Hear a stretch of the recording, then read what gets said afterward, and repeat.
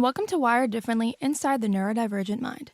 I'm your host, Sarah Matzkin, and I was diagnosed with ADHD in 2016, and I'm still trying to figure it out, especially what it means to be neurodivergent. As a Harper student and reporter, I want to talk to other students about their neurodiverse way of life. Neurodivergence can include, but is not limited to, autism, ADHD, dyslexia, and dyspraxia. So let's diverge our way into understanding. I'm sitting here with Luis Medina, who started here at Harper in 2017.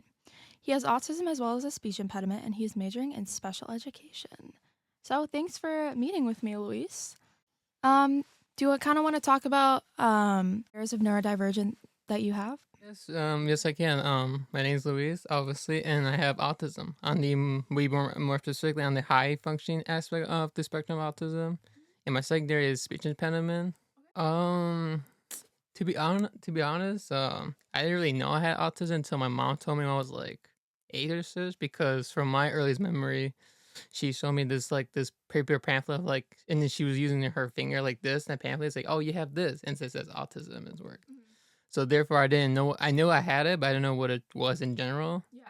And then growing up in the 2000s, obviously, there was not a lot of research and information about this. So her being Sigma, trying how to handle me and how to learn to take care of me with it. It was really hard for her. I know that.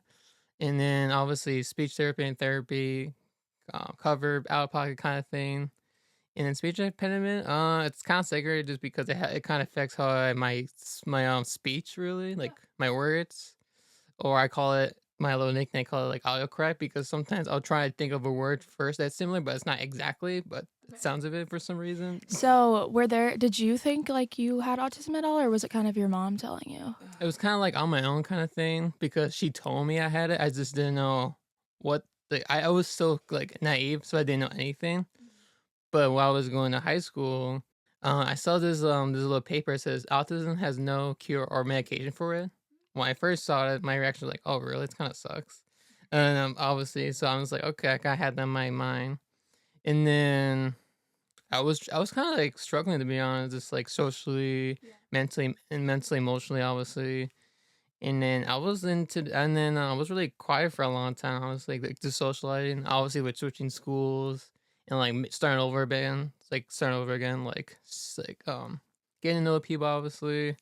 But unfortunately, some of the students didn't make it easy for me for that transition. So they kind of like bullied me a little bit. And then there would be some moments where I eat by myself, at the time, which is not the not the best experience that anyone can ever experience, especially if you're not divergent, really. But in high school, I got a little better just because I think around junior year, we're just a pivotal moment where I was able to be more myself slowly. I think because of the peers I was surrounded with, really, and then our behaviors like routine and listening to the same music over again, which I'm doing every day. Obviously, it doesn't really affect me. I'm just like, okay, this is who I am, really. Do you think life was different before and after you figured out you had autism? Beforehand, not really. I was still naive. I wasn't really. I was a teen. As when you're a teenager, you didn't really think about those things. You were thinking about how to try to be more normal, really, which I kind of struggle with that, unfortunately. And then afterwards, I feel like I try to be how to cope with my autism, how to manage it, really, like any other disabilities or disorders, you really. So my tip be don't take everything as a grain of salt, which is me helps me a lot because I feel like life is general. It's always stressful, overwhelming, and then try not to let the small things get to me a little bit. So handle my emotions, obviously one of my biggest challenges, obviously. Yeah, I feel like you kind of talked about this a little bit more as you kind of got more in tune with who you were. Did you kind of try and embrace being neurodivergent a little more instead of letting it affect you? Yes, because of I feel like my quirkiness kind of got me be more myself, and I just feel I got this idea from my mom actually, where she's embrace your inner self, true self, rather than just hide it like it's a scar or something like that. And it kind of helped me a little bit because it helps you more stand out as an individual, your uniqueness really. So rather than just try to fit in, be like no one else, just be your own, do your own thing, be yourself, be your own person, which are kind of later on kind of helped me in life, especially my early 20s. I kind of embraced my inner self, tell myself, oh, you're the coolest person in the world, and and then do all these like other things like that makes me. Do those things help you when you kind of tell yourself like that you can do this or you're the coolest person? Definitely, and it definitely helps if those type of mindset. If you have a negative mindset, obviously it's gonna hinder you what you want to do. But if you're like, hey, I might have autism, but at least I have this and this. Let me be like hyper focused, for example.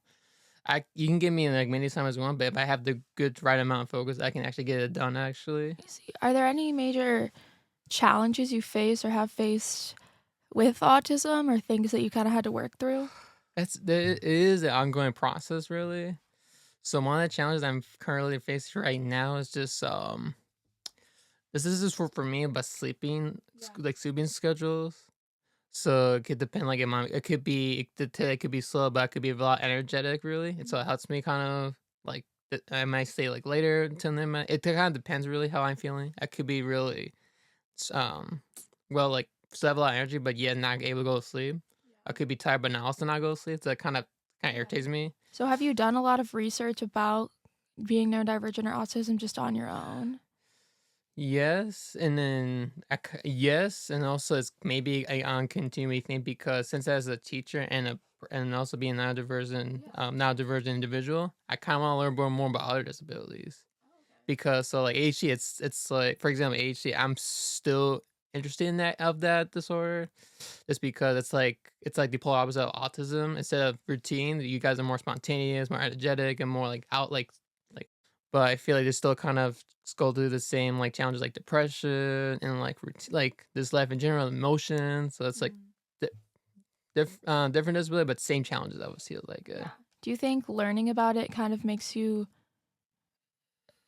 embrace it more or like get in tune more with who you are? yes, definitely, and it kind of helps me with like as myself and like how I respond and going back to my past and like traumas. Like, oh, this is why it's happening. It kind of helps me clear like why things are happening to my like why earlier in my life was like why did it happen? It's like oh, because it does this. Has me more clarified, but also it make me more emphasize really. And then which is another challenge like empathy really. This is my second challenge because as a non-divergent, it's like being that it's a really rare experience. Growing up, like I know you kind of talked about your mom. Was she kind of helpful to you for learning about it or just Yes, on my part, just because she wants me to like to be on my own, to figure out how I should I handle it.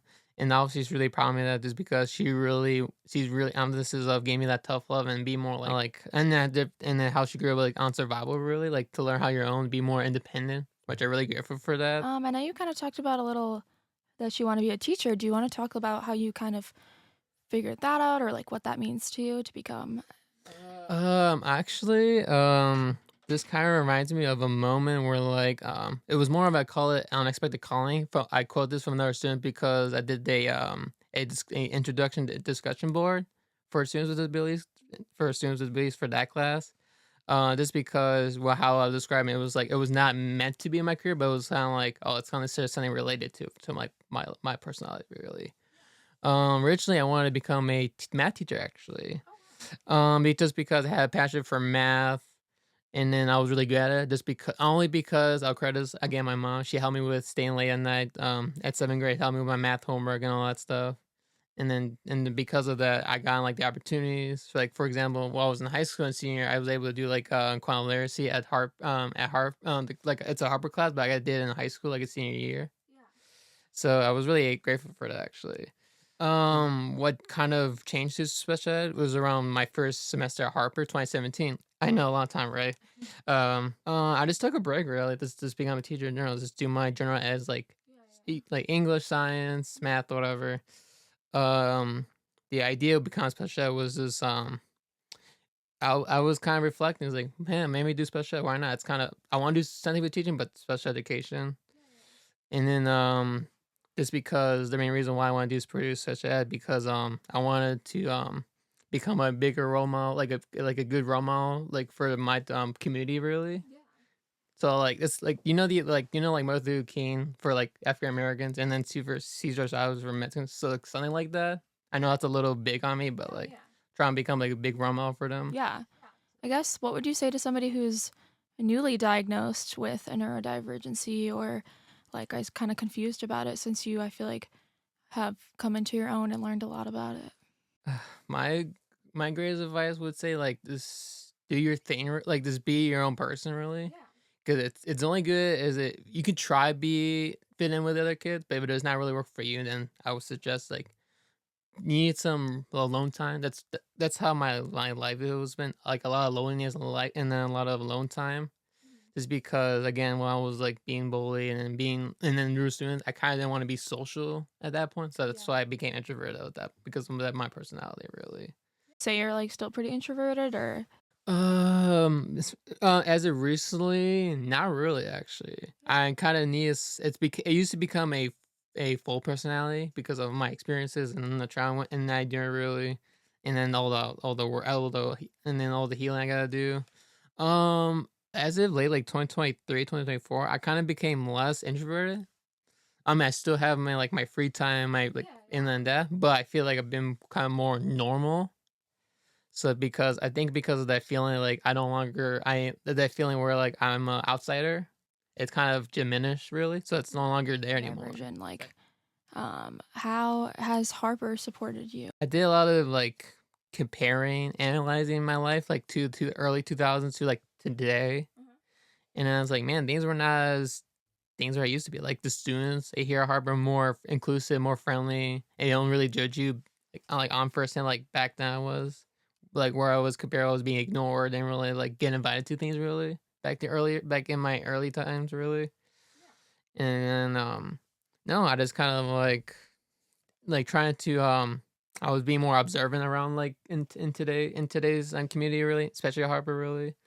Um This is another advice for my neurodivergence people really, my community. Just find your crowd of people. That was the main thing that kind of made me like the last one. Just find your people. I would say aside from the neurodivergent community, teachers. So like all the students where this is like whether it's like elementary, high school, kindergarten, I feel like more inclusive, especially with educators. And then I feel like I got a lot of support for them, be like to say, "Hey, I want to become a subject teacher. I have autism," and they really like commend me for that because there's not a lot of male teachers with autism that can do that. They really are passionate about it. Do you think growing up when you were in school it was as inclusive, or like what do you wish to see in the classroom? The idea of inclusive, I got it from two of them. One was Metzkin because I'm Metzkin, obviously. So we're also based on inclusiveness. We like to welcome everyone despite who you are. Really, we like to be more like be more welcoming, really, and then try and avoid like labels. So it's not like that. That's that's a part of it. The other huge part, which is the EDM community, I would say that's a more exclusive community just because all like there's all different kinds of people like race, sexuality, that disability, obviously, and then like where you came from, really. I think that got me into closing it just because I've been at scenes for so long. Like I think since 2019, I went to my first concert actually, and the environment was so much different than the real world. Than because it's like everyone's so friendly, everybody listens to the same music, and you could be yourself as much as you want. Uh, I really commend them for that. So they kind of also encouraged me to be more be more engaged with the community, and it's like that really helped me to become with that and stuff. Yeah. Would you try and bring maybe your love for music into the classroom at all? Oh, definitely. Like the emotions, like it helps me calm down my emotions a lot more. I'm more mellow than ever before. And then obviously the type of song like sad songs help me get more like depression out of it. Like for example, when I got into Millennium, I've been like for a month I've been listening to nothing but Millennium, so I've been kind of get all my like sad energy out of it, and kind of helps me like um flesh out my other parts of myself, like be more like connect myself with more. It's like a lot of like self connecting really. I would say like it just music is more like my therapy really, especially going to EDM festivals really. I just feel like it really helped me change the person, be more stronger, be more like positive, be more inclusive really obviously. So that's the idea I want to bring to the like from that into the classroom really. That's what I'm trying to bring the inclusive to the classroom really. What do you wish people would ask you about your way of life or how your mind works? Um like how my creativity goes and how like my thought process really. I'm a really creative person actually. And then I think just because I think dudes because of like, being alone, have a lot of free time really, and then be more of a thinking introvert. I'm a social introvert, but I'm more of a thinking introvert because I like to think a lot opposed to like talking a lot. Because I'll spend days like a couple hours not talking, but I'll be in my own like little world really. So I became more philosophical of anything, really. I would like to say something to all those non-divergents out there. Actually, I have to quote my classmate of mine who said this about people with disabilities. Actually, all you guys are beautiful in the inside, really. So you guys are all beautiful, regardless of who you are, really. This you're meant to do great things, despite how things could be difficult right now. But I would say things will get definitely in the future. So. Yeah. Well, thank you for listening to Wired Differently Inside the Neurodivergent World. I'm Sarah Matzkin. Today I talked with Luis Medina about how he has kind of embraced his neurodivergency and how music helps him connect with people and cope. And listen to more Wired Differently for more episodes. Thank you.